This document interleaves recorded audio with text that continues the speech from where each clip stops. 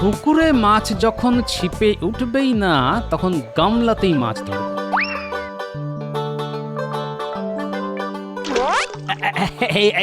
এই তো একটা মাছ উঠলো। এবার আয় তো বাবা। ঠিক ধরেছি, একেবারে লাফানো মাছ। ও গিন্নি যা খুশি হবে না। এই এই সকাল বেলা কি মাথা খারাপ হয়ে গেছে? বলি গামলায় মাছ ধরছো? তা কি করব, ভোর রাত থেকে ছিপ ফেলে পুকুরে বসেছিলাম। একবার উঠলো পচা কলার কাঁদি, একবার উঠলো এক বস্তা কাদা মাটি। এরপর বাজারে গিয়ে কিছু জিয়ল মাছ কিনে এই গামলায় রেখে দিলাম। এবার যত খুশি মাছ ধরো আর খাও। সঙ্গে একটা বড় ছাকনিও কিনে এনেছি। এবার থেকে এই ছাকনি দিয়ে জ্যান্ত মাছ ধরে তোমাকে খাও গিন্নি। তুমি হাসতে হাসতে রেঁধে দেবে, আমাকে আর বাজারে যেতে হবে না। তুমিও খুশি, আমিও খুশি। বলি আমি হাসতে হাসতে রাঁধবো না কাঁদতে কাঁদতে সেটা পরের কথা, কিন্তু তোমার যে মাথাটা একেবারে গেছে সে ব্যাপারে আমার কোনো সন্দেহ নেই। হ্যাঁ, ডাকবো নাকি শ্যামাপদ ওঝাকে? ঝেঁটা মেরে তোমার ভূত ছাড়াবে। হ্যাঁ, ঘোর কলি, ঘোর কলি। স্ত্রী তার স্বামী গোপালকে ঝেঁটা মারছে, তাও কাকে দিয়ে? একটা বদমাস ওঝাকে দিয়ে। সেটাও সবাই দেখবে। হায় হায়, জীবনটাই আর রাখবো না।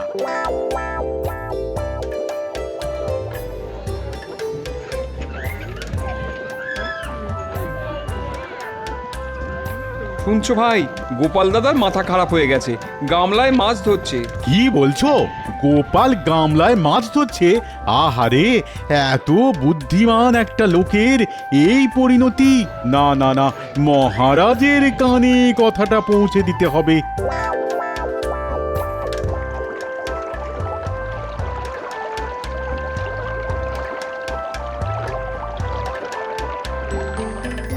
বুঝলে, মুখ হলো মনের আয়না।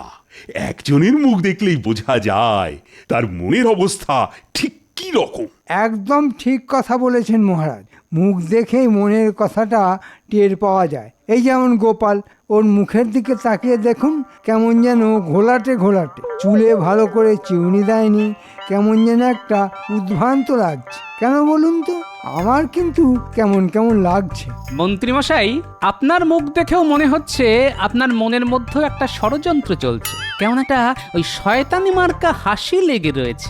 এতদিনে গোপাল একেবারে একটা ঠিক কথা বলেছে। আগে মহারাজ, আজ আপনাকে একটা গোপন কথা বলি। গোপালের মস্তিষ্কে একটু গোলমাল দেখা দিয়েছে। এটা আমার কথা নয়, লোকে বলা বলি করছে। রাজসভার একজন মাননীয় সদস্য সম্পর্কে এরকম একটা ধারণা থাকাটা কি উচিত মহারাজ? মন্ত্রী, তুমি কি বলতে চাইছো? আমি তো কিছুই বুঝতে পারছি না। গোপালের মাথা খারাপ হয়ে গেছে, এটাই কি তুমি বলতে চাইছো? আজ্ঞে মহারাজ, তাই বলতে চাইছি। আপনি গোপালকে জিজ্ঞেস করুন, ও আজ গামলায় মাছ ধরছিল কিনা। কি গোপাল, তাই নাকি? তুমি পুকুর ছেড়ে গামলায় মাছ ধরছিলে কেন? আসলে বয়স হয়ে যাচ্ছে তো, রোজ রোজ বাজারে যাওয়া, তারপর গিন্নির মুখ ঝামটা খাওয়া, এই বয়সে আর পোষাচ্ছে না মহারাজ। তাই ভাবলাম নিজের বাড়ির গামলাতেই যদি মাছ চাষ করি। এটা কি পাগলামির লক্ষণ মহারাজ? তোমার চাষ করা মাছ নিয়ে আমাদের একটা ভোজসভা হতেই পারে। মন্ত্রী, গোপাল পারে না এমন কিন্তু কোনো কাজ নেই। গোপালের মতো সবাই যদি নিজের নিজের বাড়িতে মাছ চাষ করতে পারত, তাহলে তো আর মাছের আকাল হতো না। আর বৃষ্টির জল ধরে রাখলেই এটা একমাত্র সম্ভব। মহারাজ, এইমাত্র একটা কথা আপনি বললেন, গোপাল পারে না এমন কোনো কাজ নেই। সেটা কি সত্যি গোপাল? হ্যাঁ, কিছুটা তো সত্যি বটেই। মহারাজ কি না বুঝে এই কথাটা বললেন বলে আপনার মনে হয়? তাহলে গোপাল, মহারাজকে একবার ষাঁড়ের দুধ খাইয়ে দাও দেখি, পারো কিনা। বাহ বাহ বাহ, চমৎকার একটা খাবারের কথা মন্ত্রীর মাথা থেকে বেরিয়েছে। রোজ রোজ গরুর দুধ খেতে খেতে মুখে আর রুচি নেই। একদিন তাহলে ষাঁড়ের দুধ খাওয়াই যায়। কি বলো গোপাল, পারবে তো? নইলে কিন্তু মন্ত্রীর কাছে তোমার সম্মান নষ্ট হয়ে যাবে। মন্ত্রী আমাকে কি বলল না বলল তাতে আমার কিছু যায় আসে না মহারাজ। আমি একটা কথাই জানি, মানির মান জুতো পেটা করলেও যায় না। আপনাকে আমি ষাঁড়ের দুধই খাওয়াবো, কিন্তু জোগাড় করতে যে আমার 10 দিন সময় লাগবে মহারাজ। আর এই সময়টা আমি রাজসভায় আসতে পারবো না। কেউ যেন আমার বাড়ি গিয়ে আমাকে বিরক্ত না করে। নিশ্চয়ই নিশ্চয়ই, 10 দিন সময় তোমায় দেওয়াই যায়। মন্ত্রী, ভেবে দেখো, গোপালের আনা ষাঁড়ের দুধ তুমি খাবে তো? ষাঁড়ের দুধ খেতে পারবো কিনা জানি না, কিন্তু এই 10 দিন একটু ঝামেলা মুক্ত থাকতে পারবো মহারাজ। অন্তত কেউ আর আমার সব কাজে নাক গলাতে আসবে না। বাপরে, যেন মুক্তি পেলাম। মহারাজ, মন্ত্রীমশাইকে বলে দিন আমি ষাঁড়ের দুধ খাওয়াতে পারলে যেন মন্ত্রীমশাই আপনার সামনে নিজের অন্তত একটা কান কেটে আপনাকে উপহার দেয়। বাকি কানটা থাকে, এর পরে কাটবো।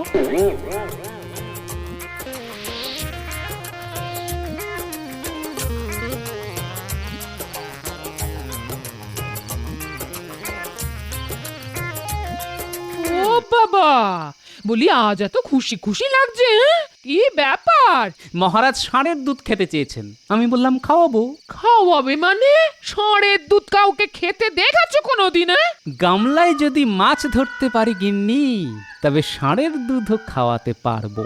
এই আমার না বারবার মনে হচ্ছে তোমার মাথাটা একেবারেই গেছে। হ্যাঁ, কাল আমার সঙ্গে ওঝার বাড়ি যাবে, নইলে আমি ডেকে আনবো। হ্যাঁ, তোমার যা ইচ্ছে করো, এবার আমাকে একটু ঘুমোতে দাও গিন্নি।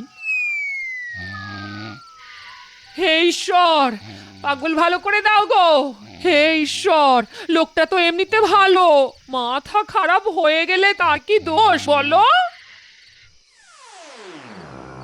আচ্ছা, তোরা তো অনেক জায়গায় ঘুরে বেড়াস, বলতে পারিস কোথায় ষাঁড়ের দুধ পাওয়া যায়? আগে আমরা তো এই রাজ্যের বাইরে কোথাও যাইনি, তাই বলতে পারবো না।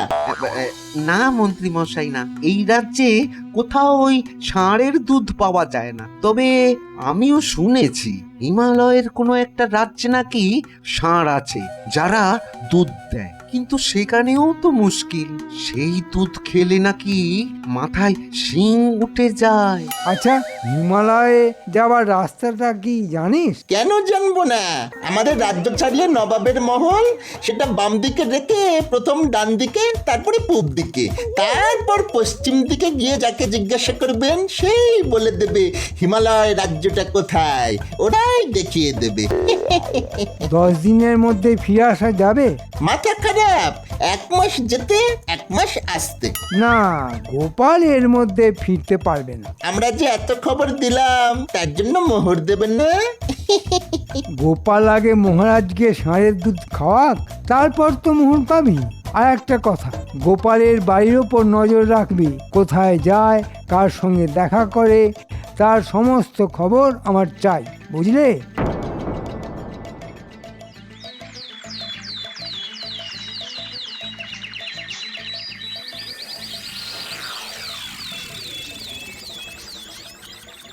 সে তোমরা যাই বলো, গোপাল ছাড়া না এই রাজসভাটা ঠিক জমে না, তাই না মন্ত্রী? এটা আপনি ঠিক বলেছেন মহারাজ। এত খরচা করে একটা ভাঁড় রাখা হয়েছে, সে যদি অনুপস্থিত থাকে তার রাজসভাটা চলবে কি করে? তবে মহারাজ, গোপাল আর এমুখ হবে কিনা তা বলা যাচ্ছে না। কেন কেন, ষাঁড়ের দুধ আনতে ও কোন দিকে গেছে? তা তো জানি না, শুনলাম হিমালয়ের কোলে নাকি একটা রাজ্য আছে, সেখানে নাকি এক ধরনের ষাঁড় আছে, তা নাকি দুধ দেয়। গোপাল যদি সেখানে যায় তাহলে খুব বিপদ, মনে হয় আর ফিরে আসতেই পারবে না। তাহলে খোঁজ নাও মন্ত্রী, গোপালের কিছু হলে দায়ী থাকবো আমি। না না না, আমি আর তুমি। না না না, এটা খুব অন্যায় হলো। কি বলো বিজ্ঞানী? অন্যায় তো হলোই মহারাজ, যা অসম্ভব তা গোপাল কি করে সম্ভব করবে তা কিন্তু আমি জানি না। মন্ত্রীকে যদি আপনি বলতেন ঘোড়ার ডিম খাবেন বা হাতির, মন্ত্রী কি পারতো তা জোগাড় করতে? হ্যাঁ, তুমি কি গোপালের ঢেঁকি? ও যা বলবে তুমিও সেই কথাতেই সায় দেবে? তোমাকে মাসোহারা কে দেয়, মহারাজ না গোপাল? আবার মাসোহারার কথা আসছে কেন? কথা হচ্ছিল গোপালকে নিয়ে। আচ্ছা বিজ্ঞানী, তোমার কি মনে হয় ষাঁড় দুধ দেয়? এটা এটা প্রকৃতি বিরুদ্ধ কাজ। প্রকৃতি যাকে যে ক্ষমতা দেয়নি সেটা কি করে করবে? তুমি নিশ্চয়ই গোপালকে এই জ্ঞানটা দাওনি, তাই সে ষাঁড়ের দুধ আনতে গেছে। ঠিক আছে, আর কয়েকদিনের মধ্যেই তো প্রমাণ হবে যে ষাঁড়ের দুধ আদৌ হয় কিনা।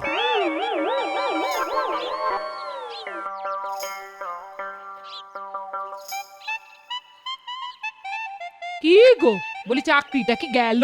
হ্যাঁ, রাজবাড়ি যাবার তো কোনো ইচ্ছে নেই, সারাদিন ঘরের মধ্যে লুকিয়ে বসে আছো। হ্যাঁ, তোমার ব্যাপারটা কি বলো তো? হ্যাঁ, আমার আর বাইরে বেরোনোর কোনো উপায় নেই।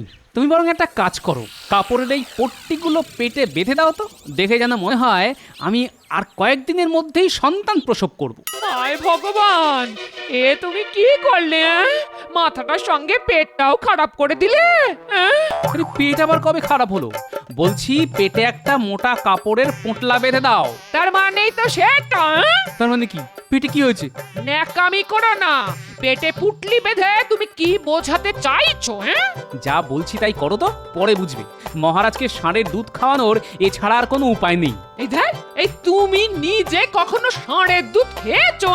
দেখো গিন্নি, আমি চাইলে না বাঘের দুধও খেতে পারি, খাওয়াতেও পারি। তোমাকে যে কাজটা বলছি তাই করো তো, তারপর সব বুঝিয়ে দেবো।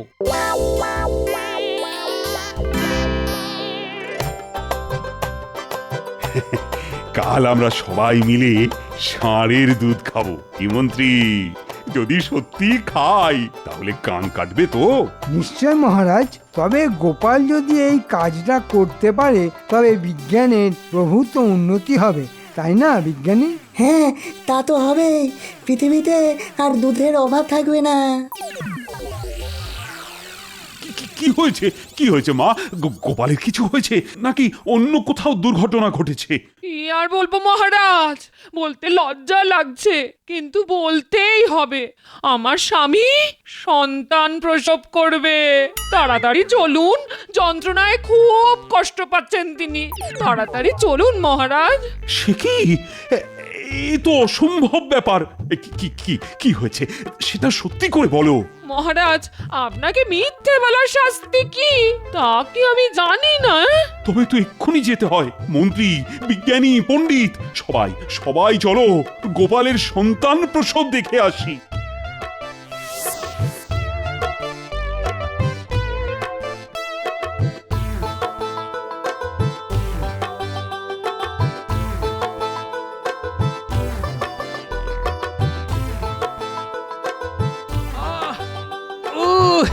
ওরে বাবা! এ কি গোপাল, এও কি সত্যি হতে পারে? না তুমি কোনো চালাকি করছো? কেন সম্ভব নয় মহারাজ? আমি কি সন্তান প্রসব করতে পারি না? না, পারো না। প্রকৃতি তোমাকে সেই অধিকার দেয়নি। তাহলে মহারাজ আপনার ষাঁড়ের দুধ খাওয়া হলো না। কেন কেন কেন? দুটো বিষয় তো একদমই আলাদা। বিষয়টা একই মহারাজ। আমি যদি সন্তান প্রসব না করতে পারি তাহলে ষাঁড় কি করে দুধ দেবে? মন্ত্রী, গোপাল কিন্তু খারাপ কিছু বলেনি, তুমি বিষয়টা ভেবে দেখো। মহারাজ, এটা গোপালের চাল। যদি তা সম্ভব নাই হয় তাহলে গোপাল কেন ষাঁড়ের দুধ খাওয়াবে বলে আপনাকে কথা দিল? ও বলতেই পারতো, না মহারাজ, ষাঁড় কখনো দুধ দিতে পারে না। মন্ত্রীর এই যুক্তিটাও তো অস্বীকার করা যায় না। এখন তাহলে উপায়? না মহারাজ, এর মধ্যে কোনো কিন্তু তঞ্চকতা করে ভুল বোঝাতে পারবে না। এটা রাজদ্রোহিতার চাইতেও বেশি অপরাধ। আরে আরে, তুমি এত রেগে যাচ্ছ কেন? আমরা তো খেলার জন্যই এই বাজি ধরেছিলাম। তাহলে গোপাল স্বীকার করুক যে এই বাজিতে ও হেরে গেছে। তাহলে প্রমাণ হবে গোপালকে আপনি যতটা বুদ্ধিমান মনে করেন ও আসলে ততটা বুদ্ধিমান নয়। মহারাজ, মন্ত্রীমশাই ঠিকই বলেছেন। এটা প্রকৃতি বিরুদ্ধ কাজ হয়ে যাচ্ছে, কিন্তু পরাজয় আমি স্বীকার করব না। আমি যখন আপনাকে কথা দিয়েছি আপনাকে ষাঁড়ের দুধ খাওয়াবো, তখন খাওয়াবোই। আপনি আমাকে একটা দিন সময় দিন মহারাজ। বেশ, কেউই যখন হার স্বীকার করবে না তখন তাই হোক। গোপাল আমাদের যত খুশি ষাঁড়ের দুধ খাওয়াক, এতে আমার কোনো আপত্তি নেই।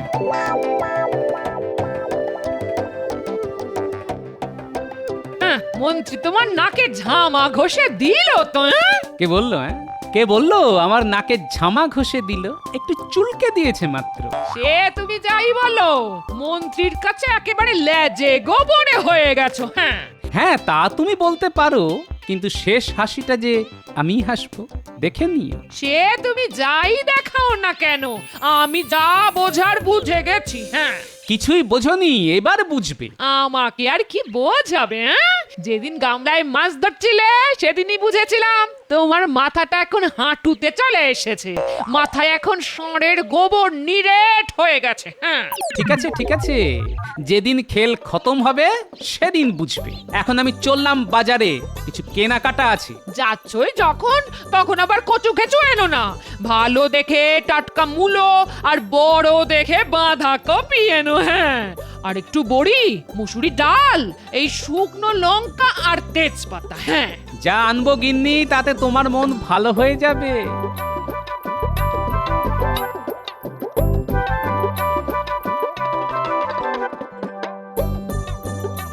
কি মহারাজ, ঠিক বলেছিলাম কি না?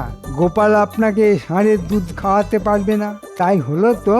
আমি জানতাম পারবে না, তাই তো বাজি লড়লাম। গোপাল এত জ্ঞানী গুণী, তবু সব জেনেও কেন যে এই বাজিতে রাজি হয়ে গেল বুঝতে পারছি না।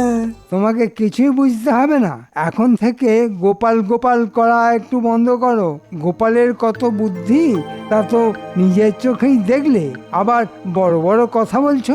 গোপালের মতো জ্ঞানগুণী লোক কেন যে এই বাজিটা লড়তে গেল? আরে বাবা, আমিও একটা রাজ্যের মন্ত্রী, বুদ্ধি আমার কিছু নেই। গোপালকে মাঝে মাঝে আমি ক্ষমা করে দিই, কিন্তু আর না। এবার যদি দুধ খাওয়াতে না পারে তো গোপালের নামে বাঁদর পুষো বাড়িতে। কি মহারাজ, ঠিক বলেছি কিনা?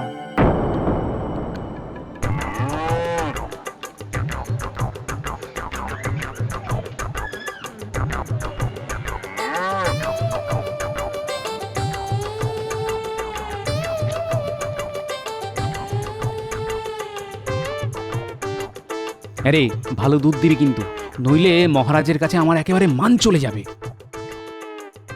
এটা কিন্তু বলার সময় এখনো আসেনি মন্ত্রী। আজ কিন্তু গোপাল আমাদের ষাঁড়ের দুধ খাওয়াবে বলেছে। দেখি ও কি করে, তারপর তো কিছু বলবো। এখনো আপনার গোপালের প্রতি প্রেম গেল না? আরে যত বুদ্ধিমান গোপাল নিজেকে মনে করুক না কেন, আসলে ও ততটা বুদ্ধিমান নয়। হোলানো বেলুন যাকে বলে আর কি।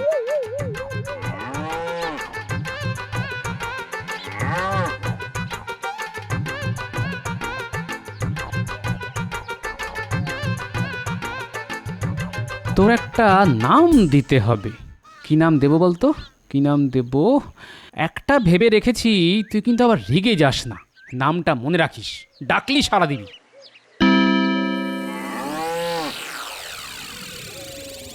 আপনি কি ভেবেছেন গোপাল আর রাজসভায় আসবে?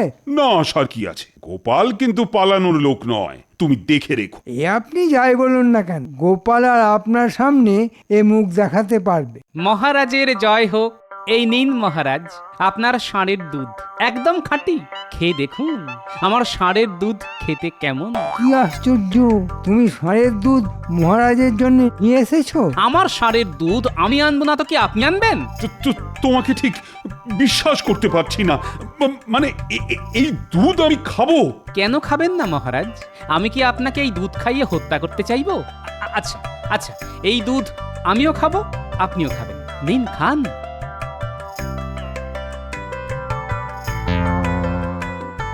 এই যে একেবারে গরুর দুধের মতন। গরুর দুধ নয় তো? দেখি তোমার ষাঁড়টাকে একবার দেখি। আপনার প্রহরীদের বলুন, তারা যেন আমার ষাঁড়টাকে রাজসভায় নিয়ে আসে। এই, কে আছো? গোপালের ষাঁড়টাকে ভেতরে নিয়ে এসো।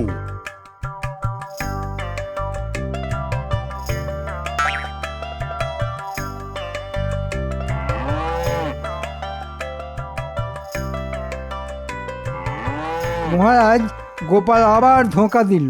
একটা গরু এনে বলছে ষাঁড়। বলেছিলাম না গোপাল একটা মিথ্যাবাদী? এবার আপনি নিজের চোখেই দেখলেন তো। মহারাজ, গোপাল কখনো মিথ্যে কথা বলে না। এটা আমার ষাঁড়। কি করে এটা ষাঁড় হয়? আমি নিজের চোখে দেখছি একটা গরু আমার চোখের সামনে দাঁড়িয়ে আছে। তাহলে আমি কি ভুল দেখছি? মহারাজ, এটা গরু না বলদ তা আমার জানা নেই, আমি এর নাম দিয়েছি ষাঁড়। এই ষাঁড়ের দুধ আপনাকে খাইয়েছি মহারাজ। এবার আবার তঞ্চকথা করলো গোপাল। গরুকে ষাঁড় সাজিয়ে এনেছে বেটা। কি আশ্চর্য, আমার গরুর নাম যদি আমি ষাঁড় রাখি তাতে মন্ত্রী মশাইয়ের কেন আপত্তি তা তো বুঝতে পারছি না। মহারাজ, আপনি কি বলে দিয়েছিলেন পুস্তকে বর্ণিত এক ধরনের বিশেষ প্রাণীর দুধ আপনি খেতে চান, যাদের ষাঁড় বলা হয়? তা তো বলেননি। হ্যাঁ, আপনি ষাঁড়ের দুধ খাবেন, তা আমি ষাঁড়ের দুধ আপনাকে খাইয়েছি, এতে কোনো অন্যায় তো আমি দেখতে পাচ্ছি না। এমনকি আপনি বাঘের দুধ চাইলেও খাওয়াতাম, তখন আমি গরুর নাম বাঘ রাখতাম। হ্যাঁ, মন্ত্রী, একটা কথা তোমায় স্বীকার করতেই হবে, গোপালের যুক্তি কিন্তু অকাট্য, আর বাজির রায় ওর পক্ষেই গেল, তাই না বিজ্ঞানী? ঠিক বলেছেন মহারাজ, যুক্তিশাস্ত্র অনুযায়ী গোপাল যা বলেছে তাকে উপেক্ষা করা যাবে না। হ্যাঁ, তাহলে জয় হলো তো গোপালেরই। একেই বলে যুক্তির মার। তা মন্ত্রীর কান কাটার কি হলো গোপাল? যার দুকানি কাটা তার আর কোন কানটা কাটবেন মহারাজ? তবে এখন থেকে ওকে রাজসভায় কানে তুলো দিয়ে আসতে বলবেন, কোনো কিছুই যেন ওর কানে না ঢোকে মহারাজ।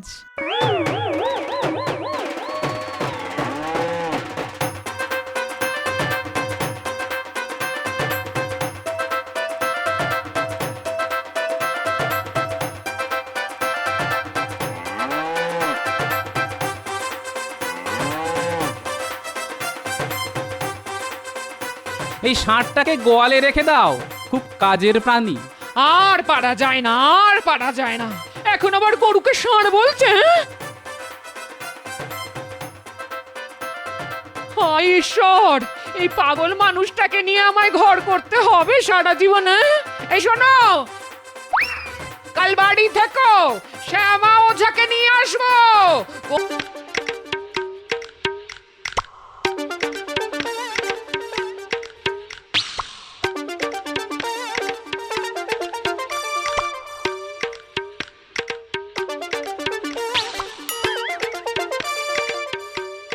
আরে এই যে গোপাল, আরে মণিহারি দোকানে তুমি নিশ্চয়ই গিন্নির জন্য কিছু নিতে এসেছো।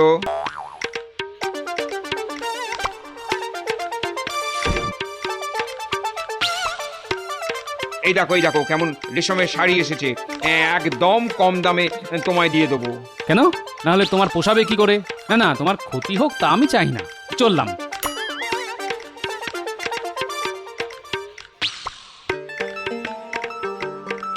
গোপাল, শাড়ি পছন্দ হলো না তো? এই নাও একেবারে খাঁটি সিঁদুর। নাও নাও নাও, ধরো ধরো, পলা, শাঁখা আর আলতা নাও, নিয়ে যাও, দেখবে গিন্নি কত খুশি হয়েছে। সিঁদুর? কি বলবো ভাই, সিঁদুর মাথায় দিতে দিতে সামনের দিকে টাক পড়ে গেল। কবে বিয়ে হয়েছিল বলো তো? আমার তো চাই মনেই পড়ে না। তাহলে হাতির দাঁতে শাঁখা, মুক্তোর পলা, এগুলো নিয়ে যাও, একেবারে খাঁটি মাল, বুঝেছো? একেবারে খাঁটি মাল, ঝুটা আমাদের কাছে পাবে না। হ্যাঁ নিতাম, কিন্তু আমি আসলে বাঘের দাঁতের শাখা আর লোহার পলা কিনতে চাইছিলাম। তা তোমার কাছে আছে নাকি? না, এখন নেই, তবে নিয়ে আসতে পারি। আসলে কোথায় পাবো বলো তো? না ভাই, তোমাকে আর কষ্ট করতে হবে না, আমি খুঁজে নেব। সুন্দরবন আর কত দূর, এই তো কাছেই। আরে গোপাল যে, হ্যাঁ, আরে নিয়ে যাও, একেবারে দরবারিয়া তোর। হ্যাঁ, গিন্নিকে গিয়ে দাও, দেখবে এই সংসারে আর কোনো শান্তি থাকবে না।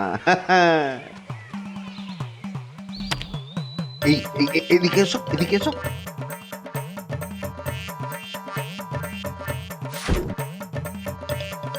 এই তোমার গায়ে এক ফোঁটা মাখিয়ে দিলাম, নাও।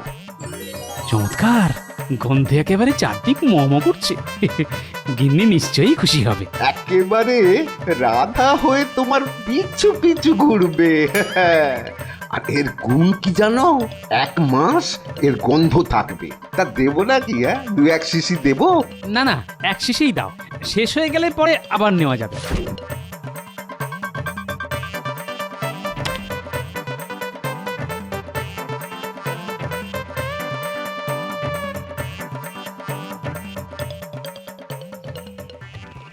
হ্যাঁ রে পুটি, এই তোর দাদু কোথায় বলতো? হ্যাঁ, এত বেলা হয়ে গেছে, কখন স্নান করবে কখন খাবে কে জানে।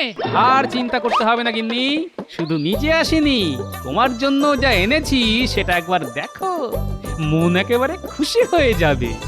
এই ছোটদের সামনে না দিক্কেরা করতে হবে না। হ্যাঁ আহ দিদা, দাদু কি এনেছে সেটা একবার দেখোই না, কত শখ করে এনেছে বলো তো। এই কেমন জিনিস এনেছি গিন্নি? এত দাম দিয়ে আদর কিনে আনার কোনো মানে আছে? মোহরগুলো সব খরচা করে এলে। আরে তোমার জন্য মোহর কেন, আমি জীবনটা পর্যন্ত দিয়ে দিতে পারি গিন্নি। ফুটি আমার গামছাটা দে, স্নান করে আসি।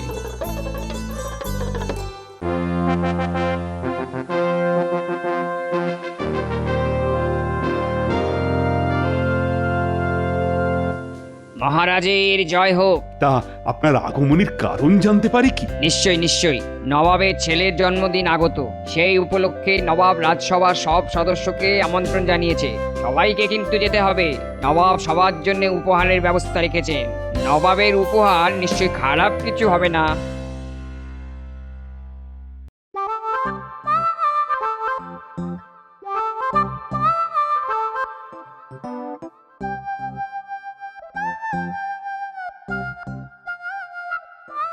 আরে গোপাল, এত বড় খুশির দিনে তুমি আজ দেরিতে এলে। হ্যাঁ মহারাজ, আজ আমারও খুব খুশি খুশি লাগছে, কেন তা বুঝতে পারছি না। কচি পাঠার ঝোল আর মোরগ মশাল্লাম, ছেলের জন্মদিনে সবাই নবাবের গোলাম। কার জন্মদিন মহারাজ, কিছু তো বুঝতে পারছি না। মহারাজ, নবাব কি সবাইকেই নেমন্তন্ন করেছেন? আগে হ্যাঁ, তুমি যে চোখে কম দেখো তা আমি জানি, কিন্তু কানেও যে কম শোনো তা তো জানতাম না। না মানে গোপাল গেলে নবাব যদি ফতুর হয়ে যায় তখন তো খাজনা বেশি দিতে হবে, তাই কথাটা মহারাজকে জানিয়ে দিলাম। মহারাজ, আমি কিন্তু এখনো বুঝিনি আনন্দের সংবাদটা কি। আরে সেটাই তো বলা হয়নি, নবাবের ছেলের জন্মদিনে আমাদের সবার নিমন্ত্রণ মুর্শিদাবাদে। এলাহি ব্যাপার হবে, তাই সবাই আনন্দ করছে। আসলে এই খাওয়া দাওয়ার সঙ্গে যে নবাব সবাইকে উপহারও দেবেন তা নিশ্চয়ই সবার পছন্দ হবে। ও তাই বলুন, এখনো যাওয়াই হয়নি, শুধু উপহারের কথা শুনেই সবাই এত আনন্দ করছে। তবে আগেই এত আনন্দ করার কোনো কারণ নেই মহারাজ, আগে যাওয়া হোক, তারপর না হয় মন খুলে আনন্দ করা যাবে।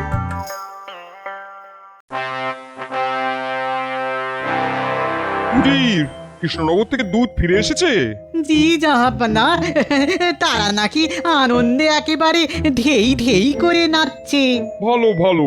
দেখো উজির, মহারাজ আর তার সঙ্গীদের আপ্যায়নের যেন কোনো ত্রুটি না থাকে। আপনি এই বিষয়ে একদম চিন্তা করবেন না হুজুর, আমি নিজের হাতে তাদের আপ্যায়ন করব। আচ্ছা, এই গোপাল আসছে তো? মনে তো হয় না। আসলে গোপালের জন্য এমন একটা উপহার আমি ঠিক করে রেখেছি যা ভূভারতে কেউ কাউকে দেয়নি। আমি সেরকম কিছুই গোপালকে দিতে চাই। দেখবে আমার সাম্রাজ্যের কোণে কোণে সেই উপহারের কথা ছড়িয়ে পড়বে। সেটা কি আর আমি জানি না হুজুর, আপনার মতো দাতা আর কজনই আছে বলুন। আসলে গোপালকে আমি খুব পছন্দ করি, বুঝলে? ওর চেহারাটা মনে পড়লেই আমার খুব মজা লাগে। এই গোপাল হাসলেই সবার কেমন জানি হাসি পেয়ে যায়, কেন বলো তো? কোনো মানুষ আছে যাদের কাজই হচ্ছে লোক হাসানো, গোপাল হচ্ছে সেই জাতেরই একজন। গোপালকে কেউ রাগতে দেখেছে কখনো? না মহারাজ, গোপালের শরীরে নাকি রাগ বস্তুটাই নেই। তাই? বাহ, বেশ বেশ বেশ বেশ, খুব ভালো খুব ভালো। এমন লোকই তো আমার চাই।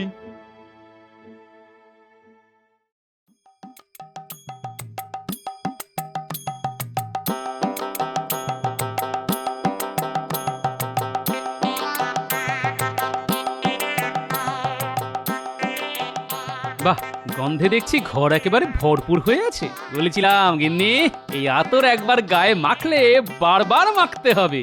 কি গন্ধ! আহ, মন একেবারে খুশ হয়ে আছে। জানো দাদু, দিদা তোমার আসার সময় হয়ে গেছে দেখে একটু আগে গায়ে আতর মেখেছে। এই পুটি, বড্ড পাকা হয়ে গেছিস না? যা এখান থেকে পালা। হ্যাঁ তা তো পালাবই।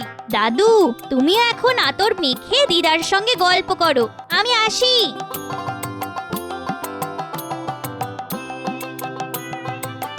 কাল মুর্শিদাবাদ যেতে হবে বুঝলে, নবাবের ছেলের জন্মদিন উপলক্ষে মহারাজের সভাসদদের নিমন্ত্রণ করেছে। খাওয়া দাওয়ার সঙ্গে শুনলাম নবাব নাকি উপহারও দেবেন। ব্যাপারটা একটু কেমন যেন লাগছে না? মনে যদি সন্দেহ থাকে তবে যেও না। হ্যাঁ, ঘরে বসে থাকো আর গায়ে আতর মাখো। হ্যাঁ, আমার মনের কোণে যখন কোনো মেঘ জমে তখন তা সত্যি হয় গিন্নি, সেটা তো তুমি ভালো করেই জানো।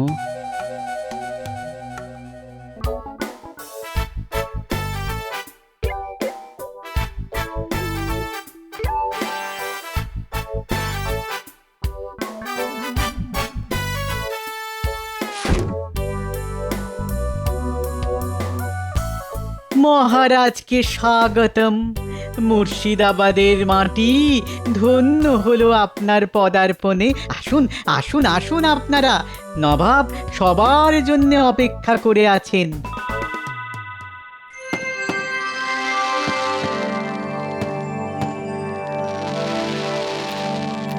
কেমন দেখছেন মহারাজ?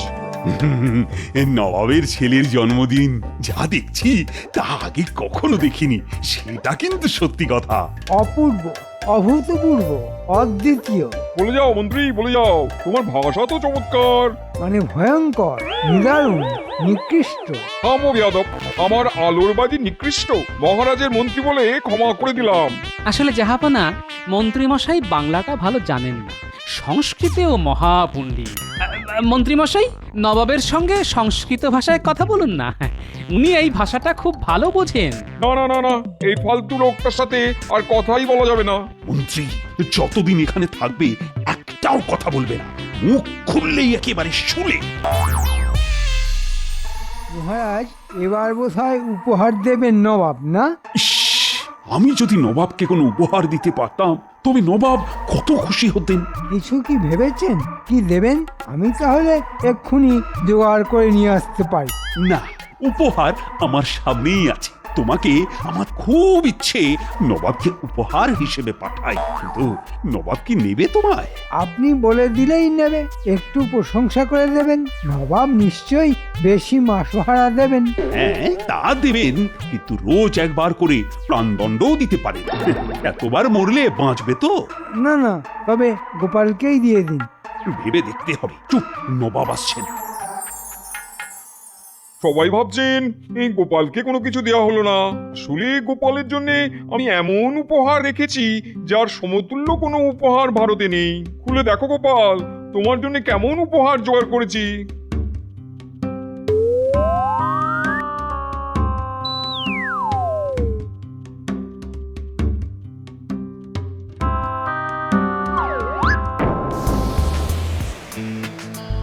জাহাপনা, আজ যে উপহার আমি পেলাম তার কোনো তুলনাই নেই। সব উপহার একদিন ক্ষয় পেয়ে যাবে, কিন্তু এই বোতলের বাতাস কখনো শেষ হবে না। ধন্যবাদ মহারাজ, আমি আপনার কাছে সারা জীবন কৃতজ্ঞ থাকলাম। তুমি সমজদার লোক, তুমি এই উপহারের আসল মর্ম বুঝেছো। যেমন কর্ম তেমন ফল, অতি চালাকের গলায় দড়ি। ঠিক হয়েছে, আমরা বাড়ি ফিরবো হীরামানিক নিয়ে, আর গোপাল ফিরবে হাওয়া ভরা বোতল নিয়ে। এই হলো ব্যাপার। বেটা গোপালকে যা হেনস্থা করলেন নবাব, তা চোখে দেখা যায় না। শোন, তোরা সবাইকে এই খবরটা দিয়ে দিস, বেশ রসিয়ে বলবি, বুঝলি? তার বলতে কেচ্ছা কে না ভালোবাসে বল। ও নিয়ে তুই ভাবিস না, আগুনের মতো এই কেচ্ছা ছড়িয়ে দেব সারা ওই কৃষ্ণনগরের ঘরে ঘরে। শেষ পর্যন্ত নবাব তোমার উপর শোধ নিলেন তাহলে? গোপালের উপর শোধ নেওয়া এত সহজ নয় গিন্নি, এর উত্তর আমি দেবই, এবং ওই বোতল দিয়ে। বোতলটা যত্ন করে রেখে দিও, কাজে লাগবে।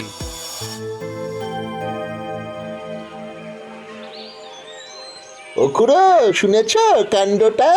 কোন কাণ্ডটা বলতো? স্বয়ং নবাব গোপালের মুখে ঝামা ঘষে দিয়েছেন। কি করে কি করে? নবাবের ছেলের জন্মদিনে মহারাজ তো সবাইকে নিয়ে গিয়েছিলেন মুর্শিদাবাদে। সেখানে সবাইকে দামি দামি উপহার দিয়েছেন নবাব, কিন্তু গোপালকে কি দিয়েছেন জানো? কি করে বলবো? হাওয়া ভর্তি খালি বোতল। ভাবতে পারছো কি অপমান? এ তো শুধু অপমান নয়, একেবারে গোপালের নাক কেটে দিয়েছে বল। যাও যাও, আর দেরি না করে বেরিয়ে পড়ো। সবাইকে খবরটা দিয়ে দাও, গোপালের দর্প চূর্ণ হোক। এক্ষুনি যাচ্ছি, এক্ষুনি যাচ্ছি।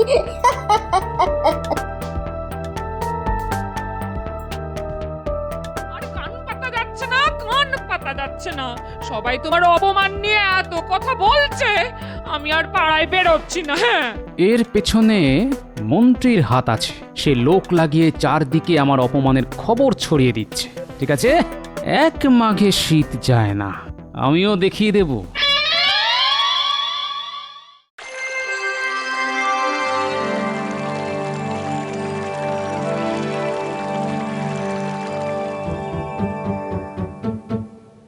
গোপাল গোপাল এলো না এখনো? মহারাজ, এত বড় একটা অপমান সহ্য করতে একটু সময় তো লাগবেই।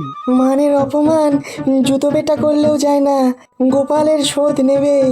আমাকে এমন অপমান করলে আমি আত্মহত্যা করতাম। এতদিন কেন করেনি সেটাই তো বুঝতে পারছি না।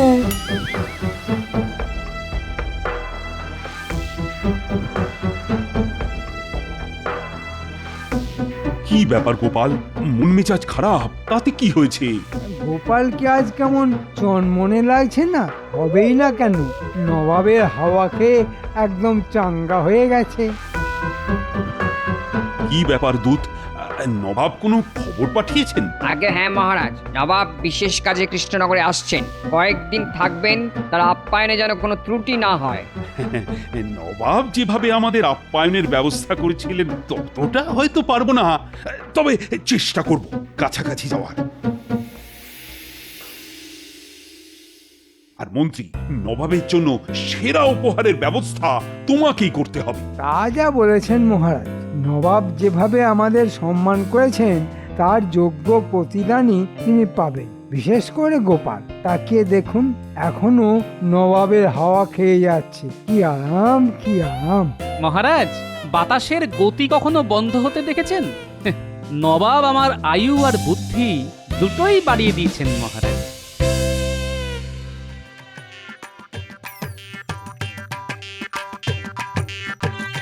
সেদিন যে আতর দিয়েছিলে না, ভোলা যায় না। এখন আমাকে অন্য রকমের আতর বানিয়ে দিতে হবে। অন্য আতর? কেন, গিন্নির পছন্দ হয়নি? না না, তা নয়, গিন্নির ব্যাপার নয়। আমাকে এমন আতর বানিয়ে দাও যেটা হবে মারাত্মক দুর্গন্ধযুক্ত এবং তা সারা জীবন গায়ে থাকবে, কেউ তার আশপাশ দিয়ে যেতে পারবে না। হ্যাঁ, ওটা কোনো ব্যাপারই না, দুদিন বাদে এসে নিয়ে যাও। সঙ্গে আরেকটা জিনিস দিও, যাতে আতরের গন্ধ ধুয়েও ফেলা যায়। আরে হ্যাঁ হ্যাঁ, তা আমরা এমনিতেই দিই, তুমি কিছু চিন্তা করো না।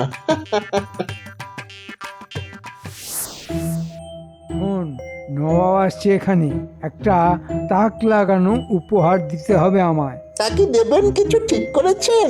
দূর ছাই, আমার মাথায় তো কিছুই আসছে না। আপনার মাথায় আসবে না, দেখতে হবে গোপাল কি দেয়। ভালো কথা বলেছিস তো। গোপালের বাড়িতে আড়ি পাত, দেখ ও কি দিচ্ছে, তারপর সেটা ঝেড়ে দিলেই হবে। ভালো বলেছিস তো, তাহলে আর কি, আজ থেকেই নজর রাখ।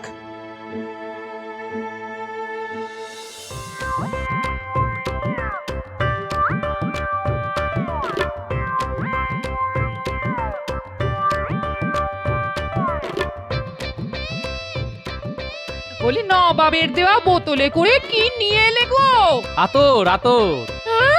নবাবকে খুশি করার জন্য আতর বানিয়ে নিয়ে এলাম। আগেরটার চাইতেও ভালো গন্ধ। একবার লাগালে গন্ধ আর যাবে না। নবাব খুশ হয়ে যাবেন, দেখে নিও। শুনলি তো, গোপাল নবাবকে আতর দিচ্ছে। বোতলটা ঝেড়ে দিয়ে মন্ত্রীকে দিয়ে দেব, ব্যাস। মন্ত্রী মশাই সেটাই নবাবকে দিলে নবাব খুশি হয়ে হয়তো মন্ত্রীকে এমন পুরস্কার দেবে যে আমাদেরও একটা হিল্লে হয়ে যাবে। কি বলিস? হ্যাঁ, এখন শুধু এখানে অপেক্ষা করতে হবে। গোপাল ঘুমিয়ে পড়লেই বোতলটা গেঁড়িয়ে দেব।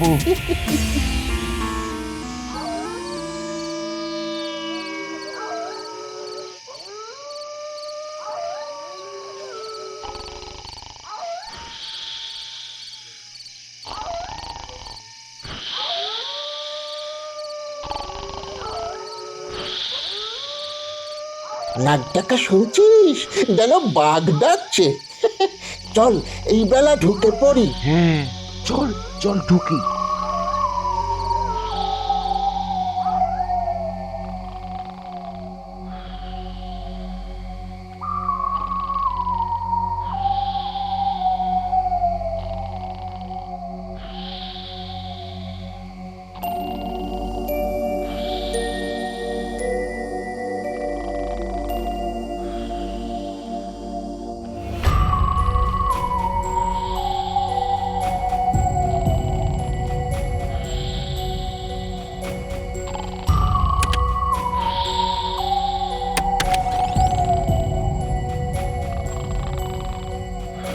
যা ঢুকে পড়, আমি বাইরে দাঁড়াচ্ছি। তুই আমার হাতে বোতলটা দিয়ে তারপর ঘর থেকে বেরিয়ে পড়।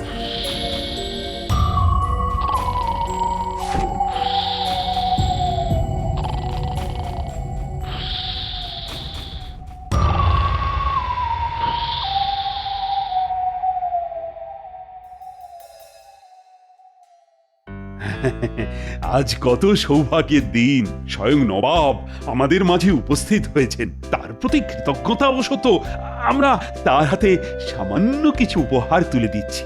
আমার তরফ থেকে মহারাজকে এমন এক আশ্চর্য আতর উপহার দিচ্ছি যা একবার গায়ে মাখলে জীবনে তার গন্ধ যাবে না। তাই নাকি? দাও তবে গায়ে মাখি।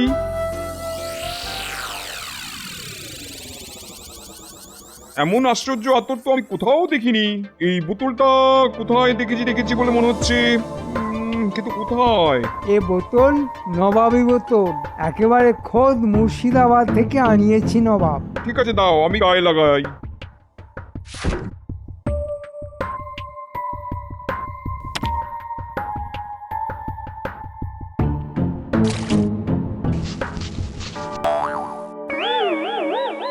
তোমার এত স্পর্ধা, আমার গায়ে দুর্গন্ধ ভরা আতর ঢেলে দিলে। নবাব, আমার বমি পাচ্ছে, এখানেই করবো। আমারও তো পাচ্ছে, আমি আর আটকাতে পারছি না। তা নবাব যদি অনুমতি দেন তো বাইরে যাই। আমিও তোমার সঙ্গে যাব। দাঁড়াও দাঁড়াও, আমি এই বোতলটা চিনতে পারছি, ওটা আমি গোপালকে দিয়েছিলাম। মন্ত্রী, সত্যি করে বলো, এই বোতল তুমি কোথা থেকে পেয়েছো? হুজুর, মন্ত্রী তার চেলা চামুন্ডাদের দিয়ে এই আতর আমার ঘর থেকে চুরি করে নিয়ে এসেছে আপনাকে দেবে বলে। তাহলে মন্ত্রী, তুমিও এই আতর একটু গায়ে মাখো। গোপাল, তুমি আমায় বাঁচাতে পারো, কিছু একটা ব্যবস্থা করো। চিন্তা করবেন না নবাব, আমার কাছে এমন ওষুধ আছে যা মেখে স্নান করলে গন্ধ চলে যাবে। তবে এই ওষুধ শুধু আপনার ক্ষেত্রেই কার্যকর হবে, মন্ত্রীর কোনো কাজে লাগবে না। মন্ত্রী চলে যাক, আমায় তুমি ওষুধ দাও, স্নান করে আছি। তবে গোপাল, তোমায় অপমান করে আমি বড়ই অন্যায় করেছিলাম, তুমি তার প্রতিশোধ নিলে। তোমার বুদ্ধির কোনো তুলনা নেই।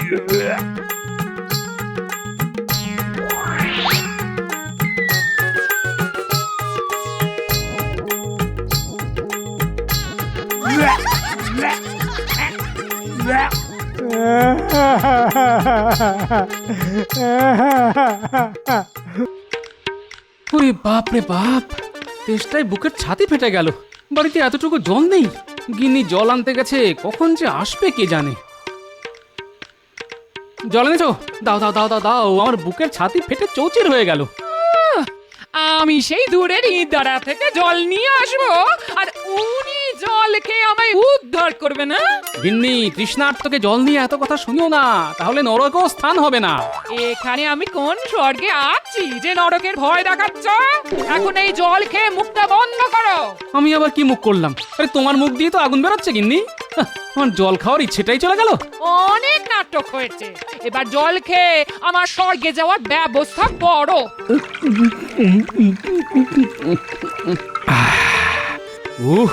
এই যাত্রায় প্রাণটা বেঁচে গেল। তোমার স্বর্গে যাওয়ার আর কোনো বাধা রইল না গিন্নি। এক কলসি জল একাই খেয়ে নিলে? এই তোমার তো পাতালেও জায়গা হবে না। হ্যাঁ, পাতালেই জল থাকে, আর জল মানেই জীবন। আমি পাতালে গেলে তোমার জন্য জল নিয়ে আসবো গিন্নি, এত জল যে খেয়ে কুলোতে পারবে না। তুমি রাজসভার লোক, তুমি কেন যাবে? যাব আমি। আর শোনো, এই দূর দূর গ্রাম থেকে জল আনতে পারছি না, তোমার এতদিনই আমার চিরকালই সন্দেহ ছিল, আর এখন এখন আরো আরো বাড়ছে বাড়ছে। মহারাজকে বলে বাড়িতে একটা ইঁদারাও খুঁড়াতে পারছো না? না, পারছি না। সারা দেশ জুড়েই এখন খরা চলছে, আমি একার জন্য কি করে ইদারা খুঁড়তে বলি বলো তো? তাহলে পাতালেই থাকো আর পেট পুড়ে জল খাও, আমিও বাঁচবো, আর তড়িবাদ করে রান্না করতে হবে না। হ্যাঁ।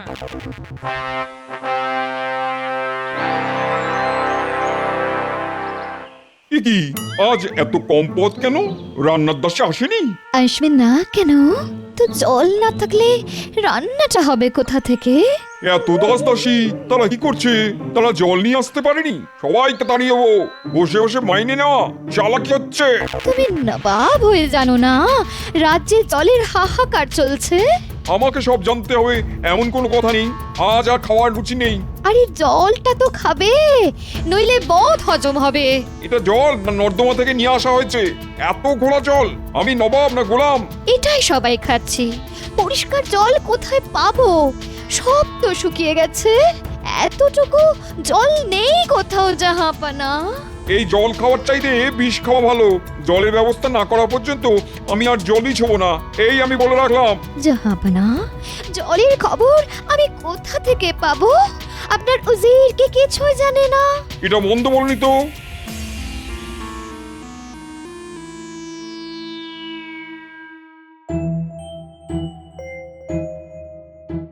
মহারাজ, রাজ্যের কোথাও জল নেই, মনে হয় এবার পাতালেই বাস করতে হবে। আমার কানেও এসেছে, রাজবাড়িতেও এখন জলের খুব অভাব। তা কি করা যায় বলো তো মন্ত্রী? কেন মহারাজ, সাগর থেকে জল নিয়ে আসবো? কলসি করে? তা মহারাজ এই কাজটা মন্ত্রী মশাইকে দিন না, সাগর থেকে মিষ্টি ও পরিশুদ্ধ জল নিয়ে আসবে। আমি কোনো পরামর্শ দিলেই গোপাল তাতে বাধা দেয়, এটা কি ঠিক হচ্ছে মহারাজ? গোপাল বাধা দেয় বলেই আমার রাজত্ব এখনো টিকে আছে। হ্যাঁ, আর তোমার কথাই চললে না, কবেই প্রজারা আমায় তাড়িয়ে দিত। হ্যাঁ, তা ঠিক বলেছেন। আসলে আমি যে বুদ্ধি দিই তা গোপাল বুঝতেই পারে না।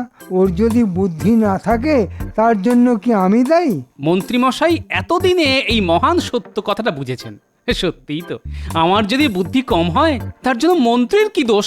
তা মন্ত্রী, তা এবার বলো তো, রাজ্যের জলাভাব কি করে মেটানো যায়? সাগর থেকে নদী কেটে যদি আমাদের রাজ্যে নিয়ে আসা যায় তবে আর জলের কোনো অভাবই থাকবে না। মন্ত্রী মশাই ঠিক কথাই বলেছেন, তবে প্রশ্নটা হলো কে এই নদী খুঁড়বে? মন্ত্রী মশাই? আমি একা কেন খুঁড়বো মহারাজ? আমি রাজ্যের মন্ত্রী, আপনি বরঞ্চ গোপালকে খুঁড়তে বলুন। কোদাল চালাতে ও ওস্তাদ। খোঁড়ার কথাই যখন উঠলো তখন ইদারা খোঁড়াই ভালো। রাজ্যে যদি বড় বড় ইদারা খোঁড়া যায় তবে জলের কষ্ট মিটে যাবে। পাতালে যে কি আছে তা মন্ত্রী মশাই জানতে পারবেন, তাহলে আর জল আনতে সাগরে যেতে হবে না। দেখলে মন্ত্রী, একেই বলে গোপালের বুদ্ধি। হ্যাঁ, আর তোমার মতো নির্বোধরাই সাগর থেকে জল আনার কথা বলে। কাল থেকে গোপাল ইদারা খোঁড়ার জন্য লোক লাগাও।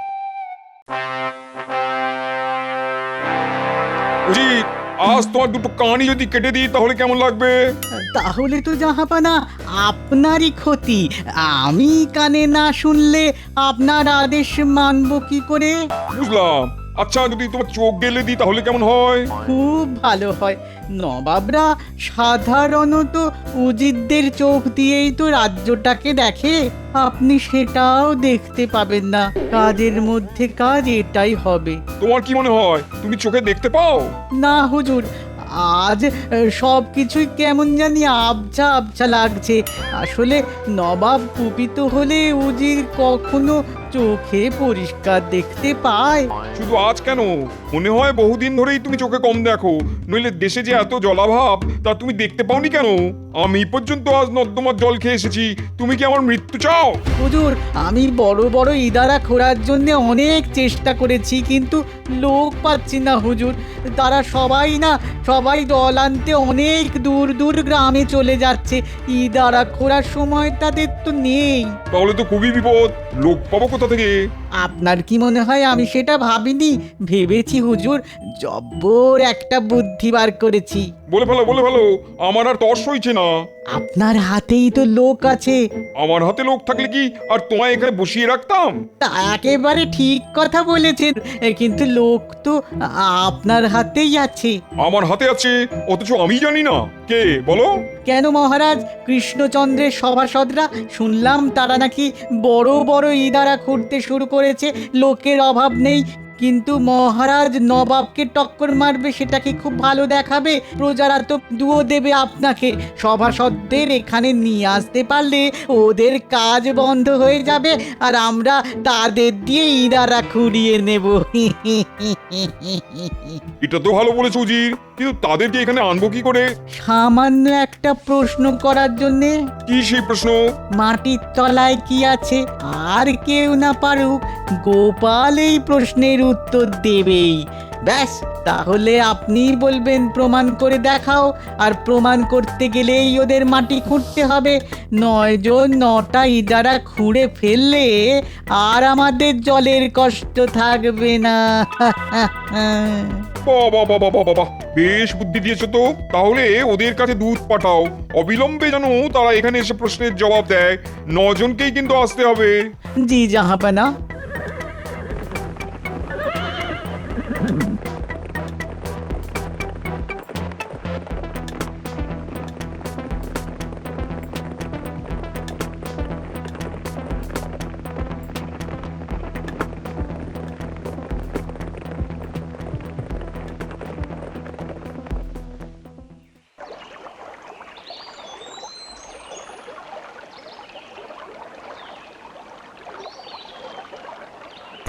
মন্ত্রী, তাহলে আশা করতে পারি তো আজ থেকেই ইদারা খোঁড়ার কাজ শুরু হয়ে যাবে? আগে মহারাজ, সব প্রস্তুত, কিন্তু গোপাল যেন এই কাজে হাত না দেয়।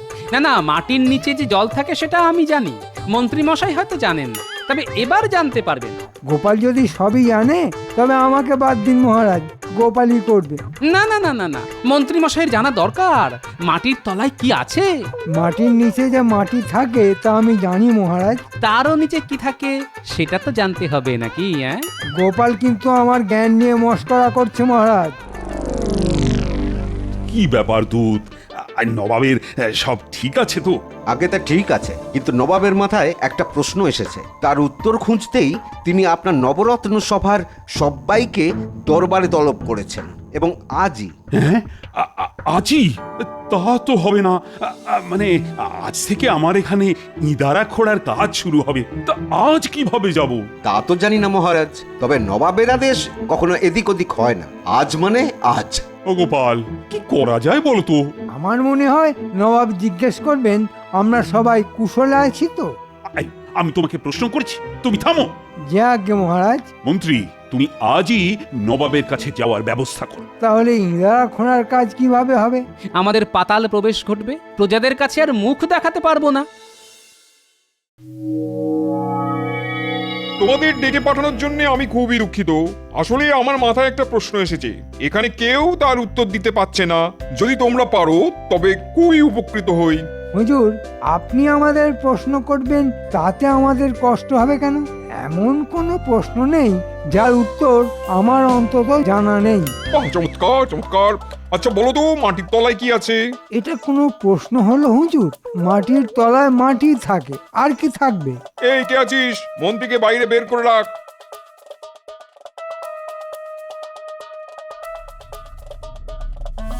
এবার বিজ্ঞানী, আপনি বলুন মাটির তলায় কি থাকে? মাটির তলায় কেন হুজুর? খনিজ পদার্থ থাকে। এই বিজ্ঞানীকে ধরে রাখ।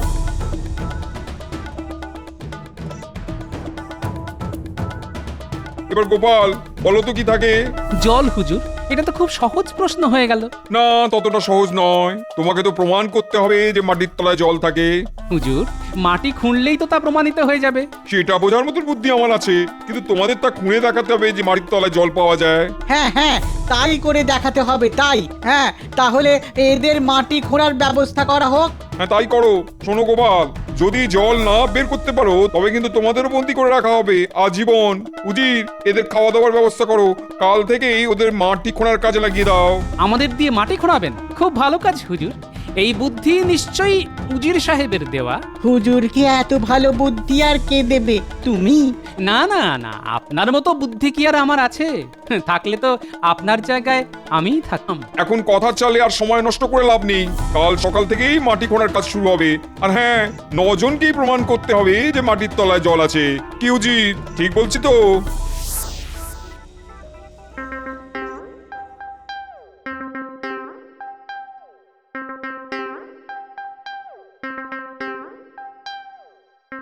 ওই বাপরে, এত খাবার! গোপালের ভুঁড়ি তো আজ আর নড়তেই পারবে না। না, খেয়ে দে তুমি নাক ডাকাও। আমরা চললাম মাটির তলায় কি আছে তা দেখতে। তাহলে তো ভালোই হতো মন্ত্রী মশাই, কিন্তু আমি না গেলে তো সারা জীবন আপনাকে এখানে বন্দিই থাকতে হবে। মহারাজও কিছু করতে পারবেন না। আমাকে বন্দি করা অত সহজ নয়।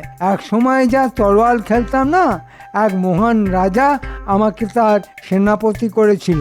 এই কথা আমি নিজের মুখে কোনোদিন তোমাদের বলেছি?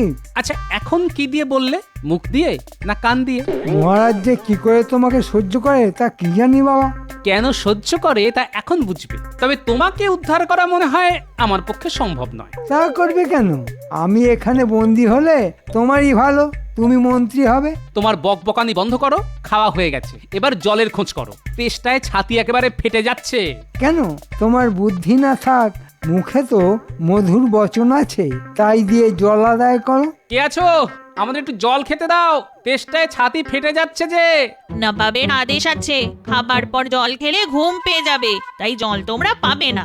আচ্ছা, বুঝলাম কেন আমাদের দিয়ে ইদারা খোঁড়াচ্ছে। তার মানে এখানেও জলের কষ্ট। তবে এই অপমান হজম করার লোক গোপাল নয়। নবাবকে এর জন্য আমার কাছে ক্ষমা চাইতে হবে। এই তেষ্টা নিয়ে মাটি কাটা যায়? তার উপর কি প্রচন্ড গরম, কি রোদের তেজ! এর থেকে তো কারাগারে থাকাই ভালো ছিল। ঠান্ডায় ঠান্ডায় থাকতে পারতাম, জল না হয় নাই খেতাম। আপনি কি ছোটবেলায় উঠছিলেন মন্ত্রী মশাই? এতদিনের কথা কি মনে থাকে গোপাল? আরে একটু জল না পেলে তো আর পারছি না। এতটুকুতেই কাইল হয়ে পড়লে গোপাল? হ্যাঁ, এখনো তো জলের সন্ধান পেলাম না। শুধু মাটি আর মাটি। হ্যাঁ, আমি ঠিকই বলেছিলাম, মাটির তলায় মাটি থাকে। মাটির তলায় মাটি, তার নিচে মাটি, তারও নিচে মাটি, তারপর জল। তোমার কথার ওপর না আমার কোনো বিশ্বাস নেই। কেন যে জল বলতে গেলে কে জানে। এখন মাটি কোপাও। না, এরা জল দেবে না। থুতু গিলে জীবন ধারণ করতে হবে, নইলে কারাবাস। উফ, আমাদের কষ্টটা যদি মহারাজ জানতে পারতো। কি হতো? মহারাজ কি মাটি কোপাতো? হ্যাঁ, না না, নবাবকে বলে আমাদের একটা ব্যবস্থা তো করতে পারতো। না, সে গুড়ে বালি। আমাদের কাজ আমাদেরই করতে হবে। হ্যাঁ, অনেকটা খুঁড়ে ফেলেছি। এবার ধারগুলি কেটে কেটে সিঁড়ি বানাতে হবে, নইলে নিচে নামতে পারবো না। একবার সিঁড়ি তৈরি হয়ে যাক, তারপর শুরু হবে আমার খেল। কত ধানে কত চাল তা আমিও দেখে নেব।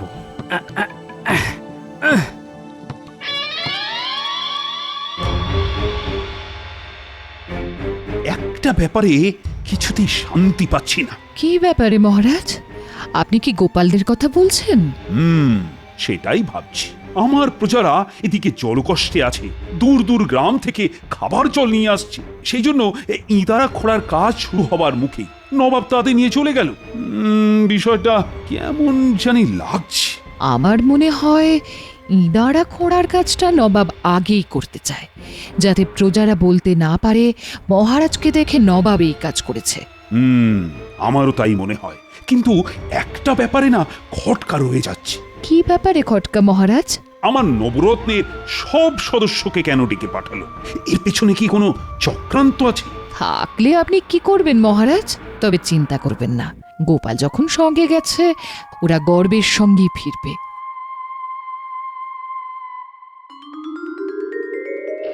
নিচে জল দেখা যাচ্ছে, বেশ টলটলে। এত নিচের জল কখনো খারাপ হতে পারে না। নবাবকে তাহলে প্রমাণ দেওয়া গেল, তবে এমন প্রমাণ যা নবাব কল্পনাও করতে পারবে না। কই হে উজির, প্রমাণ চোখের সামনেই আছে, শুধু নবাবকে নিজের চোখে দেখতে হবে। কি হলো কি? এই ভর দুপুরে কাজ ফেলে দিয়ে এত চিৎকার কেন? চিৎকার করব না তো কি করব? পাতালে ঘুমাবো? তা মাটির তলায় কি আছে তা জানা গেল? জানা গেল মানে নিজের চোখে দেখে এসেছি। তবে চলো চক্ষু কর্ণের বিবাদ ভঞ্জন করে আসি। না না উজির মশাই, আগে নবাব, তারপর তার সহচররা। আমি তো সেটাই নিয়ম বলে মনে করি। আরে ছাড়ো তোমার নিয়ম, আমি নিজে গিয়ে দেখবো, তারপর নবাব যাবেন। আমি কিন্তু নবাবকে এই কথা বলতে বাধ্য হব। যাও যাও গিয়ে বলো আমি আগে যাব, তারপর নবাব। এই বুদ্ধি তো আমিই দিয়েছিলাম নাকি? নবাব সেটা দেখুক। আমার বুদ্ধি যে বিফলে যায় না সেটা নবাবকে বোঝাতে হবে। তবে যাও, নবাবকে যা বলার তা আমিই বলবো। তোমার যা খুশি বলতে পারো, আমি নিচে চললাম। আপনার যা ইচ্ছে। সিঁড়ি কাটা আছে একদম নিচ পর্যন্ত, শেষে টলটলে জল।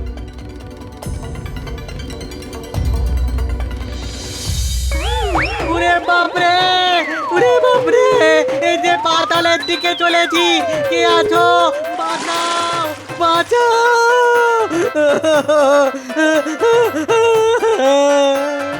বুঝেছি বুঝেছি, এতদিনে জল পেয়ে বাঁচলে তাই তো? আমি এক্ষুনি নবাবকে খবর দিচ্ছি। উজিরটা গেছে, এবার নবাবের পালা।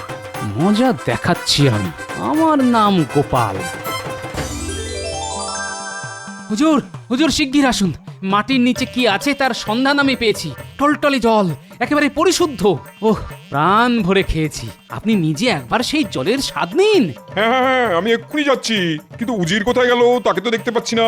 উজির সাহেব তো জল খাচ্ছে, ইদারা নিচে নেমে গেছে। কতবার বললাম নাববেন না নাববেন না, আগে নবাবকেই জল খেতে দিন। তো আমার কথা শুনলই না, উল্টে বলল ছাড়ো নবাবের কথা, চাচা আপন প্রাণ বাঁচা বলে ইদারা সিঁড়ি দিয়ে নিচে নেমে গেল।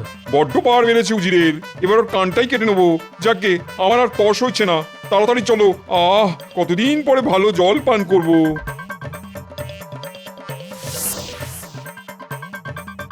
ওই দেখুন কেমন ইদারা কাটা হয়েছে, নিচে নামলে দেখতে পাবেন জল একেবারে টলটল করছে। কি মিষ্টি তার স্বাদ।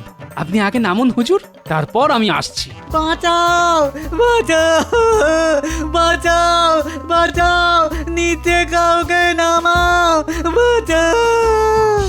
উজিরের গলা মনে হচ্ছে বেটা বলছে নাকি? কি আর বলবে, বলছে বাঁচলাম, নবাবকে নিচে আসতে বলো। আমি আসছি, ওর মজা দেখাচ্ছি। এবার নামুন হুজুর, সিঁড়ি বেয়ে বেয়ে।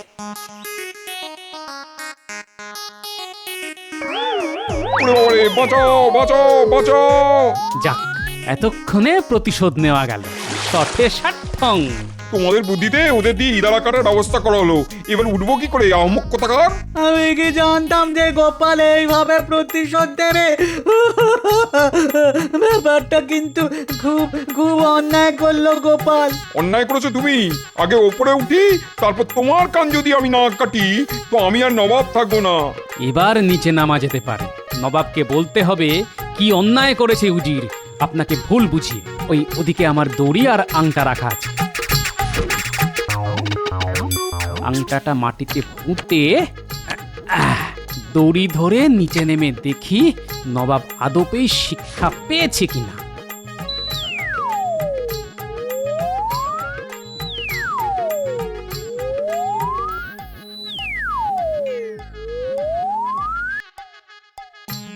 গোপাল, তুমি এসেছো?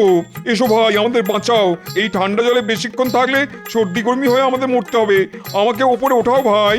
একটা কথা মনে রাখবেন হুজুর, চালাকির দ্বারা কোনো মহৎ কাজ হয় না। আমরা রাজসভার পারিষদ, আমাদের দিয়ে এই কাজ না করালেও পারতেন। খুঁজলে ইদারা কাটার লোক আপনি পেয়ে যেতেন নবাব বাহাদুর। ঘাট হয়েছে গোপাল, এবার আমাদের ওপর তোলো লক্ষ্মীটি সোনা। একটা শর্তে, যে 9খানা ইদারা আপনি আমাদের দিয়ে কাটালেন সেখান থেকে রোজ 9 ঘড়া জল আমাদের বাড়ি পাঠাতে হবে। রাজি? নিশ্চয়ই নিশ্চয়ই, এটাও এমন কি কথা? আপনি কিন্তু কথা দিলেন, নবাব কথা দিলে কিন্তু তার ফেরানো যায় না। তা কি আর আমি জানি না ভেবেছো গোপাল? সব জানি। এই মরকট উজিরটাকে না তাড়িয়ে আমি ছাড়বো না।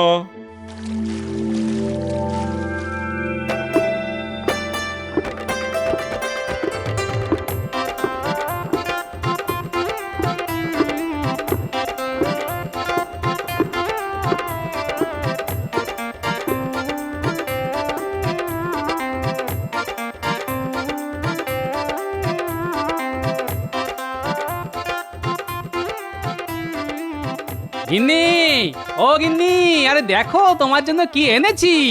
মা, তুমি তুমি কোথা থেকে আসলে? আমি তো ভেবেই সারা। পাতাল থেকে জল নিয়ে এসেছি গিন্নি। তোমায় আর কষ্ট করে দূরগ্রাম থেকে জল আনতে হবে না, রোজ 9 ঘড়া জল তোমার ঘরে পৌঁছে যাবে। কে পাঠাবে গো? স্বয়ং নবাব। মাটির নিচে কি আছে তা বিস্তারিত ভাবে বুঝিয়ে দিয়ে এসেছি, আর আমার পিছনে লাগার সাহস পাবে না। শঠে ষাট্টং দিয়ে এসেছি। ও মা, তোমার যে এত বুদ্ধি, তা তো আগে জানতাম না। বুঝলে গিন্নি, আমি কিন্তু আর বেঁচে নেই, মরে গেছি। এই সকাল সকাল কি অলুক্ষণে কথা বলছো তুমি? না গো, আমি সত্যি বেঁচে নেই গো। এই কিছুক্ষণ আগেই দেহ ছেড়ে চলে গেছি। ও মা গো, বলি জল জানতো লোকটা মরে গেল। আমি যে বেধবা হয়ে গেলাম। এবার কি হবে গো? ওরে ওরে, তোরা কে কোথায় আছিস রে? তাড়াতাড়ি তাড়াতাড়ি আয় না, এসে দেখে যা, তোদের দাদু দেহ ছেড়ে চলে গেছে রে। আরে আমার কথাটা শুনবে তো? না না না না না, শোনার কি আছে?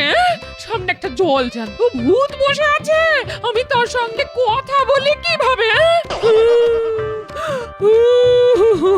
কি হয়েছে দিদা?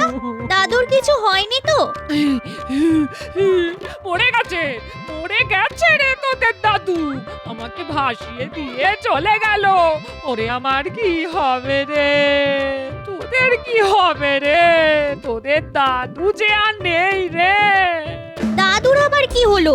ওই তো দিব্যি খাটের উপর বসে পা দোলাচ্ছে, আর তুমি ভেবে বসলে দাদু সত্যিই মরে গেছে। আরে আমায় পুরো কথাটা বলতে না দিয়ে মরা কান্না কাঁদতে শুরু করে দিলে। সকালবেলায় সব কথা বলতে হয়, তোরাই বল। কি আশ্চর্য! আরে পুরো কথাটা শুনবে তো নাকি?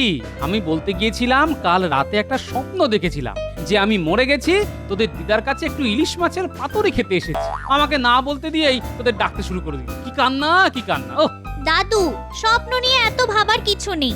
আর যদি তুমি দেখো মহারাজা হয়ে গেছো, তাহলেই কি সেটা সত্যি হবে? এটাই তো আসল কথা। স্বপ্ন আর বাস্তবের মধ্যে অনেক তফাৎ, এটা তো বুঝতে হবে। যাকে বাবা, ভাগ্যিস তোরা এসেছিলি, নইলে এতক্ষণে হয়তো চিতায় উঠতে হতো। যাই, গিয়ে ভালো করে স্নান সেরে রাজসভায় যাই, একটু দেরি হয়ে গেল আজ।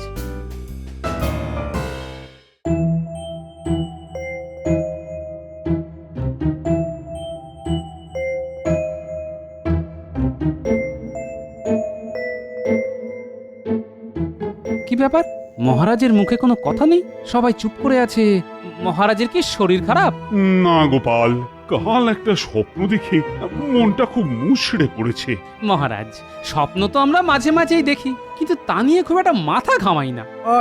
ওই শুরু হলো গোপালের জ্ঞান দেওয়ার চেষ্টা।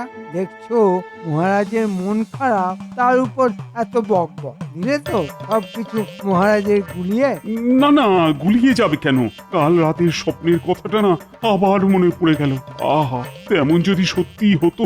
আচ্ছা, মহারাজের কি হলে মন ভালো হয়ে যাবে তা আমি জিজ্ঞেস করতে পারি মন্ত্রী মশাই? তোমার জিজ্ঞেস করার কি আছে? আমি মহারাজের মন্ত্রী, আমি এখনো পর্যন্ত কোনো প্রশ্ন করিনি, আর উনি এলেন মহারাজকে প্রশ্ন করে বিরক্ত করতে। মন্ত্রী, কি হচ্ছে? গোপাল, তুমি প্রশ্ন করতে পারো। যথাজ্ঞা মহারাজ। আসলে আমি জানতে চাইছিলাম কি এমন স্বপ্ন দেখেছেন যার জন্য আপনি এতটা উতলা হয়ে আছেন। কাল রাতে একটা স্বপ্ন দেখেছি। আহা! কি স্বপ্ন দেখলাম! আমি মেঘের প্রাসাদে বাস করছি।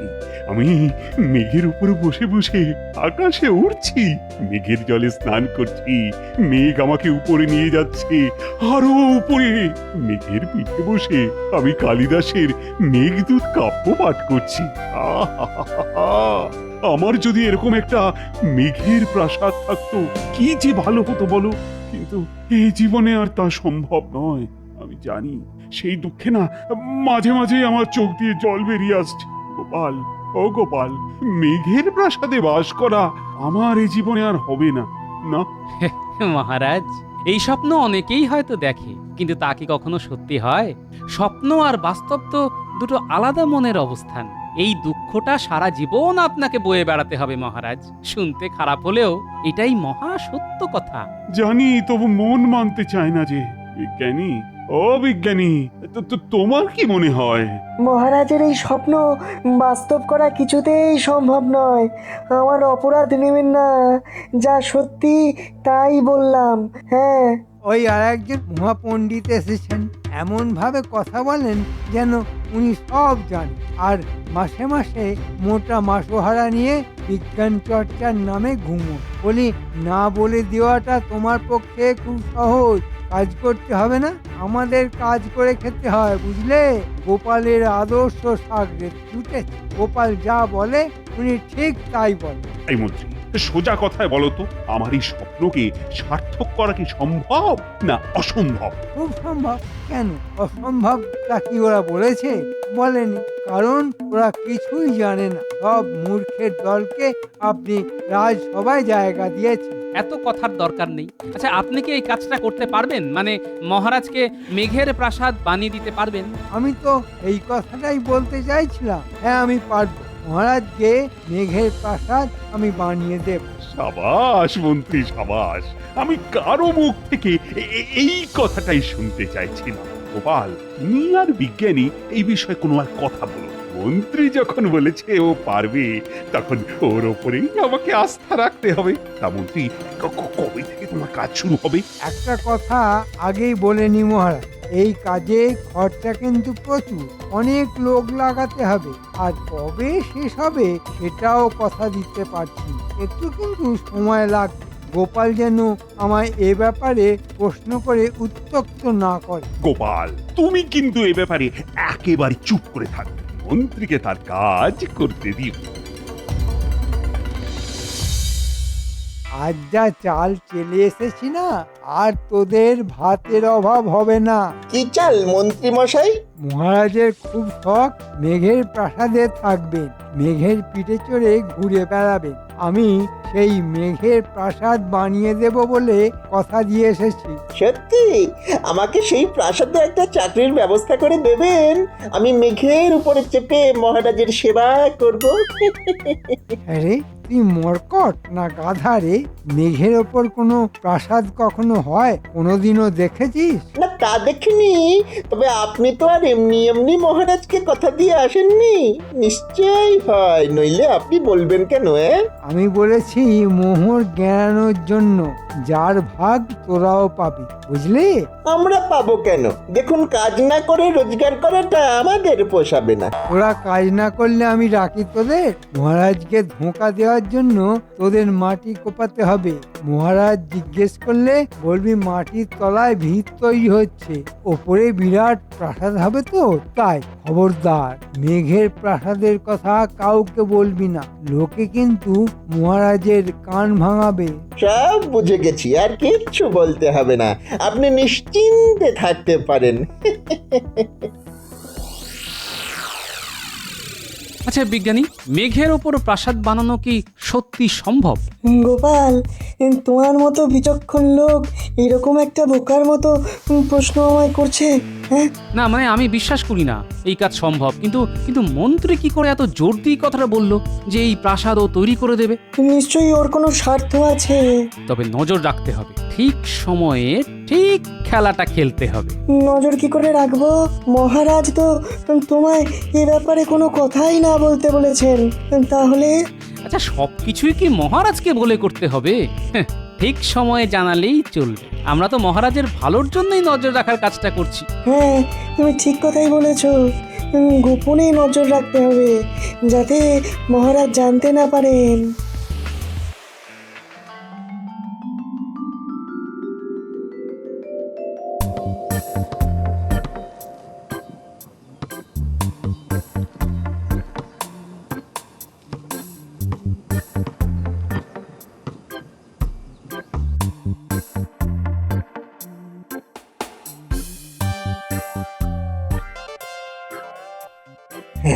ভালো করে মাটিটা খোঁড়, একদম মাটির তলা পর্যন্ত যতদূর পারিস। হ্যাঁ, আচ্ছা, পাতালে চলে যাবো নাকি? হ্যাঁ, কিন্তু এইভাবে মাটি খুঁড়লে তো ওপরটা ফোঁপড়া হয়ে যাবে, ধস নামবে তখন। তাতে তোর কি? আমাদের কাজ দেখাতে বলেছেন, কাজ দেখাচ্ছি, ব্যাস। আমাদের কিন্তু এইখানেই থেমে যাওয়া উচিত, আর নিচে নামা ঠিক হবে না। কিন্তু মন্ত্রী কি আমাদের মোহরের ভাগ দেবে? নাকি নিজে নিয়েই কেটে পড়বে? না দিয়ে কেটে না পড়ে আবার? সে তো কেটেই পড়বে। কাজ না দেখিয়ে মোহর রোজগার করা কি ওই মহারাজের নজর এড়িয়ে যাবে? হ্যাঁ, বেটা মন্ত্রী কিন্তু ওই দেশ ছেড়ে পালাবে। কাজ আর এমনিতেই হবে না, এখানেই শেষ। আর কোথায় কাজ করবি? তুই নাকি ওই মেঘের প্রাসাদে চাকরি করবি? হ্যাঁ, মেঘের পিঠে চড়ে মহারাজের সেবা করবি? সে যখন বলেছিলাম তখন বলেছিলাম, এখন আর বলছি না। আগে মোহর, পরে কাজ। হ্যাঁ। আজ আকাশটা দেখেছেন মহারাজ? মেঘে মেঘে একাকার হয়ে আছে, কি সুন্দর তাই না? হ্যাঁ, আমিও দেখেছি, কি সুন্দর মেঘের খেলা। তা মন্ত্রী, আমার মেঘের প্রাসাদ কত দূর? মহারাজ, কাজ এগোচ্ছে। এখন ভিত খোঁড়ার কাজ চলছে, সেটা দেখার কিছু নেই। যখন দেখার মতো অবস্থা হবে আমি আপনাকে তা দেখাতে নিয়ে যাব। মনে রেখো মন্ত্রী, জলের মতো মোহর খরচা হয়ে যাচ্ছে, আর কাজ যদি ঠিক মতো না হয় আমাকে প্রজাদের কাছে তার জন্য কিন্তু জবাবদিহি করতে হবে। তবে তবে আজকেই শেষ দিন। হ্যাঁ, মোহর না পেলে আর একটাও কোদালের কোপ মারব না। হ্যাঁ, এই আমি বলে দিলাম। না, ব্যাপারটা শোন, আমরা যদি উপাস দিয়ে বেরিয়ে যাই তবে হয়তো মেঘের দেশে চলে যাব। কি মজা হবে বলতো? দেখ, আষাঢ় শ্রাবণ সব চলে গেল, আর আমরা মাটি খুঁড়েই চলেছি। এখান থেকে মেঘ দেখাই যাচ্ছে না, আর মন্ত্রী বানাবে মেঘের প্রাসাদ। তোর কি মাথা খারাপ হয়ে গেছে? হ্যাঁ, কত মোহর ওই মন্ত্রী গেড়িয়েছে জানিস? হ্যাঁ, না, আমার সামনে তো গেড়াইনি, কি করে বলবো? মন্ত্রী কি এদেশে থাকবে মনে হয়? ঠিক পালাবে দেখবি। আমরাও পালাবো তাহলে। পালিয়ে কি ওই গলা খেয়ে বাঁচবি? হ্যাঁ, হাতে মোহর পাবো, তারপর পালানোর কথা ভাববো। মেঘের প্রাসাদে কোথায় এত মোহর লুকানো আছে তা আগে খুঁজে বার করতে হবে। আর তোরা সারা নগরে তল্লাশি চালা, কোথায় এই প্রাসাদের কাজ হচ্ছে। হ্যাঁ, তা আমরা কালকেই খুঁজে বার করব। কিন্তু তুমি লুকোনো মোহর বার করতে কোথায় যাবে? কেন, মন্ত্রীর বাড়িতে গিয়ে বলবো লুকোনো সোনার মোহর বার করে দাও, ওরা সেটা বার করে আমার হাতে দিয়ে দেবে, ব্যাস।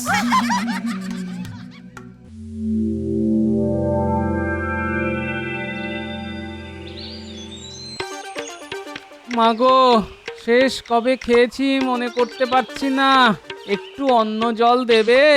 ঈশ্বর তোমার মঙ্গল করবেন। আহা, কি চেহারা হয়েছে গো তোমার! এসো, দাওয়ায় বসো, আমি তোমার জন্য দুমুঠো ভাত ডাল নিয়ে আসি। ওষুধে কাজ হয়েছে, দেখি কোনো সংবাদ পাই কিনা।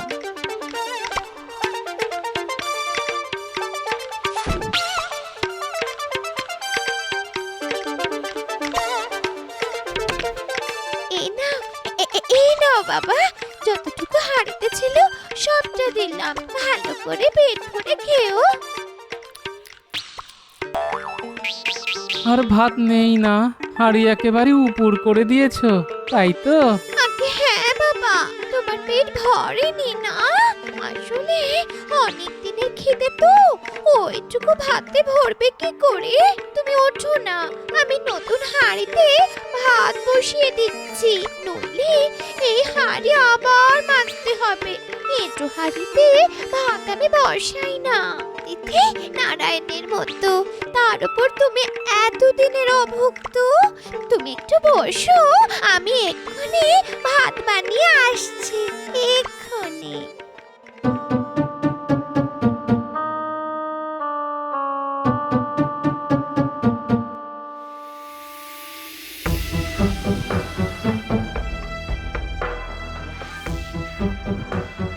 কি এখানে এত বড় গর্ত কোথা থেকে এলো?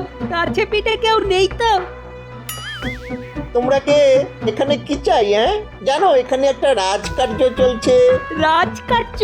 এখানে রাজকার্য তো রাজসভায় হয়, তা এখানে কি হচ্ছে? দেখো, এত কথা বলতে পারবো না, মন্ত্রীমশাই বলতে বারণ করেছেন। হ্যাঁ। বাবা, একটা কুয়ো খুঁড়তে এত মোহর খরচা হয়ে গেল। আমরা কিন্তু এখনো কিছু পাইনি, মোহর তো সব নিয়ে গেছে মন্ত্রীটা। তবে কাল থেকে কাজ বন্ধ করে দেব, মোহর না পেলে কোনো কাজই হবে না, এ কথা তোমায় বলে দিলাম। হ্যাঁ হ্যাঁ হ্যাঁ, আমি মহারাজকে বলে দেব যে মন্ত্রী তোমাদের একটা মোহরও দেয়নি।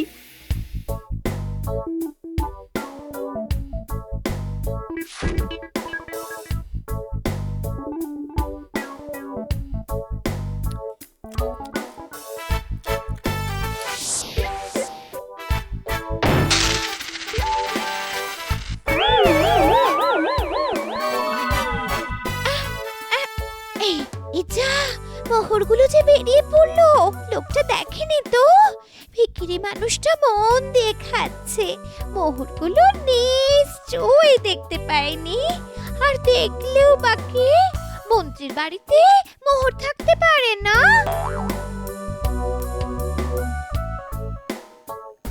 আচ্ছা, বুঝলাম, মন্ত্রীর বাড়িতেই এত মোহর লুকানো আছে।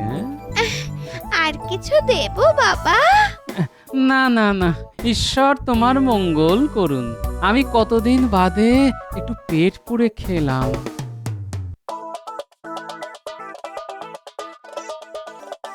আজ নিজের চোখে দেখে এলাম দাদু, মেঘের প্রাসাদ বানানোর নামে একটা গর্ত খোঁড়া হচ্ছে, আর সেখানেই বোধহয় মোহর লুকানো আছে। না রে, মোহর আমি নিজের চোখেই দেখে এসেছি মন্ত্রীর বাড়ি। শোনো গিন্নি, তোরাও শোন, কাল সকালে সোজা রাজসভায় গিয়ে সবাই মিলে মরা কান্না কাঁদবি, বলবি আমি মারা গেছি। মহারাজ যেন দয়া করে আমার বাড়িতে আসেন, নইলে শেষকৃত্য সম্পন্ন করা যাচ্ছে না। মরণ নাকি? ও আমার মুখ থেকে বেরোবে না। হ্যাঁ ঠিক আছে, আমি বলবো আর তুমি শুধু কাঁদবে।